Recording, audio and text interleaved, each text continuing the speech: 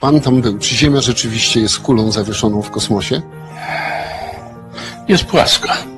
Tak jak oczekują i nie spodziewałem się co prawda tego pytania, ale zapewniam pana, że jest płaska.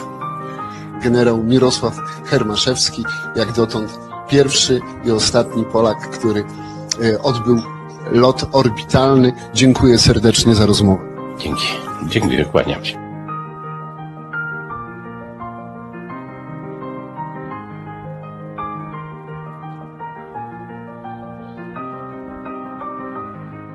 Hello everyone. Excuse me as I do have a cold today, but I wanted to get this information out as quickly as possible. First, I want to thank the former YouTube channel called Flat Balance for sending me this information last night. The Flat Balance channel doesn't exist anymore, but he still contributes behind the scenes. Now, this same person is the one who originally sent this interview of the former cosmonaut from the Soviet Union named Igor Volk.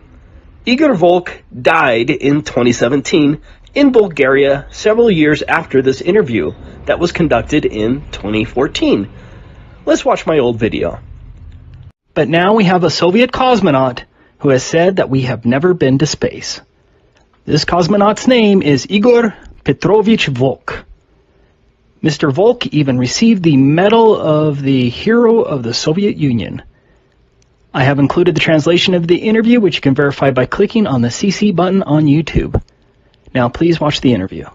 Все пак вие сте герой на Съветския съюз и можем да ви вярваме. Герой Советского Союза, мы можем верить вам. Вы знаете, вот Вижте, сказал, что вроде честь космонавтов, что они не говорят о том космосе. А им говорить нечего. Я об этом кара космонавтите да говорят за това, което става в космоса. Те просто не знаят нищо такова. Ние не сме били в космоса. Ако някой твърди това, това не е вярно, не е истина. Това е поредната хипотеза, над която ще се наложи заедно с зрителите на въпросна гледна точка да размишляваме дълго. Хорошо. Добре. Это хорошо, когда това люди е добре, думают. когато хората мислят. Това ми харесва. Игор Петрович, благодаря ви за участието във въпросна гледна точка. Моля. We have an actual former cosmonaut whistleblower who said that we have never been to space. After I published that original video, we heard every sort of excuse from the propagandists. I wish I still had that old channel that was terminated by YouTube because the excuses in the comments section were comical. Some tried to claim that it was mistranslated, but others came out and said that the translation was correct. The propagandists pretty much settled on the claim that Igor Volk was joking. And that's why this next interview is so important. The interviewer of cosmonaut Igor Volk back in 2014 was Stoicho Kirev. But this time, Stoicho Kirev, who is on the right, is being interviewed by the YouTuber Martin Karbowski. These two men are well respected in Bulgaria.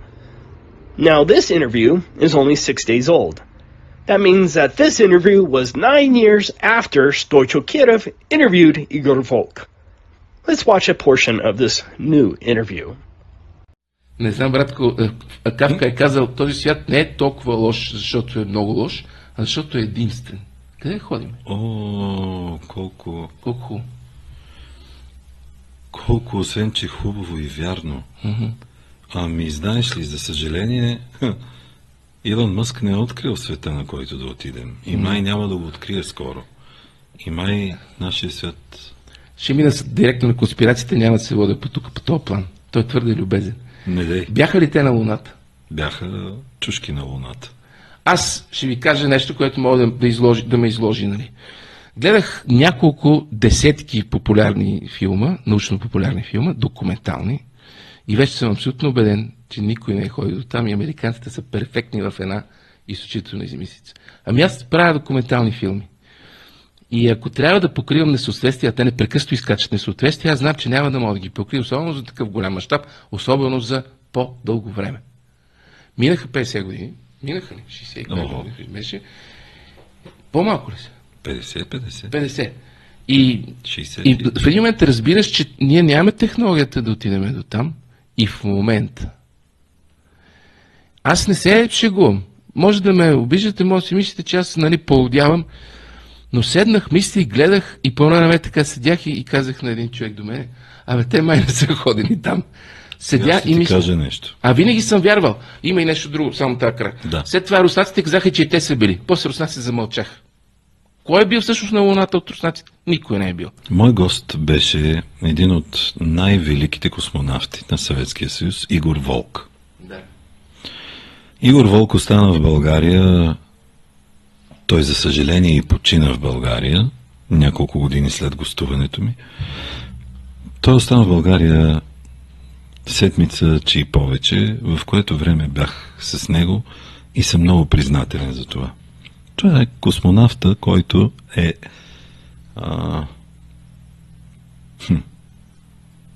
може би с най-странна съдба. Този човек е изпитал всички видове самолети, произведени в света. Да. Този човек в частен разговор ми каза, ние в космоса не сме летяли. Обикаляме тук наоколо горните слоеве. Нали? Да. А в космоса... А Луната е в космоса. Да.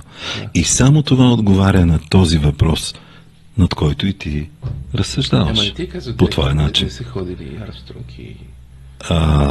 Марто, необходимо ли е някой да ти каже нещо директно, при необходимо положение, че дава ключа за...